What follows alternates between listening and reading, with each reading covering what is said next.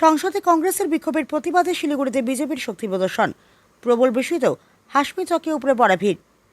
সংসদ ভবন প্রাঙ্গণে কংগ্রেসের বিক্ষোভের প্রতিবাদে শিলিগুড়ির হাসমি চক থেকে বিক্ষোভ মিছিলের আয়োজন করে ভারতীয় জনতা পার্টি শিলিগুড়ি জেলা সংগঠন।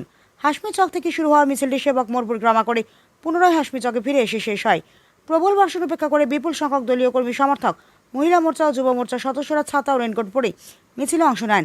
বৃষ্টির মধ্যে কর্মীদের উপস্থিতি ছিল চোখে পড়ার মতো। মিছিলে উপস্থিত ছিলেন বিজেপির যুব নেতা সৌরভ সরকার, বিজেপি নেতা রাজ্য সহ অমিত জৈন, বিবেক সিং সহ জেলা সংগঠনের একাধিক পদাধিকারী ও মহিলা নেতৃত্ব। পুরো কর্মসূচি শান্তিপূর্ণ পরিবেশে অনুষ্ঠিত হয়। পুলিশ প্রশাসনের কড়া নিরাপত্তা ও তত্ত্বাবধানে মিছিলটি সুষ্ঠুভাবে সম্পন্ন হয়। কোথাও কোনো অপ্রীতিকর ঘটনার খবর পাওয়া যায়নি। বিজেপি নেতৃত্বের দাবি, সংসদের মর্যাদা ও গণতান্ত্রিক মূল্যবোধ রক্ষার বার্তা দিতেই এই প্রতিবাদ কর্মসূচির আয়োজন করা হয়েছে।